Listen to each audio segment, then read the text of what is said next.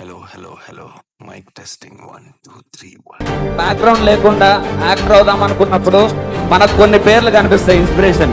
అలా మా జనరేషన్ కి ఇంట్లో చెప్పుకోవడానికి మాకు పేరు కావాలి. చిరంజీవి గారు అంటే ఎప్పుడో అయ్యారు, ఇప్పుడు ఎవర్రా సక్సెస్ అవుతున్నారు అని. అప్పుడు మాకు వచ్చిన పేరు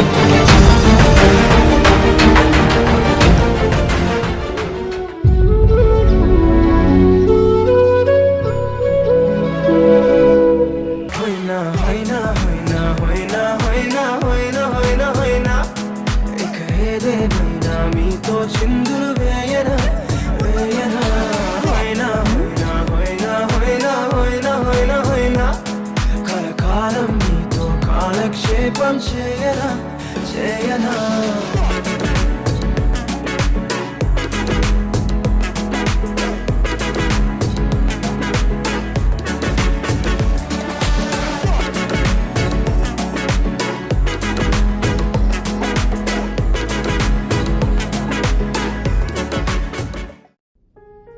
కరెక్ట్గా 8 years ముందు ఫస్ట్ అసిస్టెంట్ డైరెక్టర్గా జాయిన్ అయిన ఇండస్ట్రీలో 2,500 రూపాయల శాలరీ. ఒక సినిమాకి నేను అసిస్టెంట్ డైరెక్టర్గా పనిచేసిన ఒక సినిమాకి నా పేరే లేదు అంటే ఎండ్ క్రెడిట్స్లో అసిస్టెంట్ డైరెక్టర్ లిస్ట్లో ఆఖరిలో నా పేరే లేదని చాలా ఫీల్ అయిపోయావు. ఒక వారం రోజులు నిద్రపడ్డాను. సక్సెస్ నాదే, నా ఫెయిల్యూర్ నాదే అనుకుంటే we will be truly unstoppable.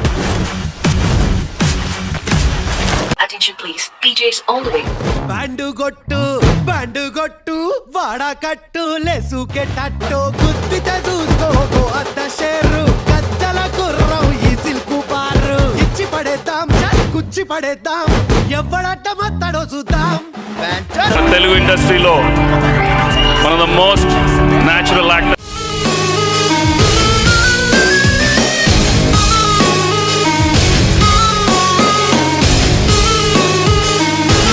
Background ఉందని తొక్కేస్తున్నా సార్.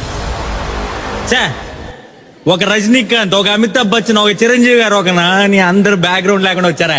తెలుగు ఇండస్ట్రీలోనే వన్ ఆఫ్ ద ఫైనెస్ట్ అన్నారు కాదు, సౌత్ ఇండియన్ ఫిల్మ్ ఇండస్ట్రీలో one of the finest actor అతను. మీతో పెరిగాడు, మీ మధ్య నుంచి వచ్చాడు అన్నారు. సో వాళ్ళ మధ్య నుంచి రావడానికి కరెక్ట్ అనిపించింది. ఎప్పుడు కూడా లైఫ్ లో ఎవరిని కూడా తక్కువ రెస్పెక్ట్ తో చూడకండి. ఏ రోజు ఎవరు ఏ పొజిషన్ లో ఉంటారో మనకు తెలియదు. సాటి హ్యూమన్ బీయింగ్ కి ఆల్వేస్ గివ్ రెస్పెక్ట్. మళ్ళీ ఆ రెస్పెక్ట్ మీకు తిరిగి వస్తుంది.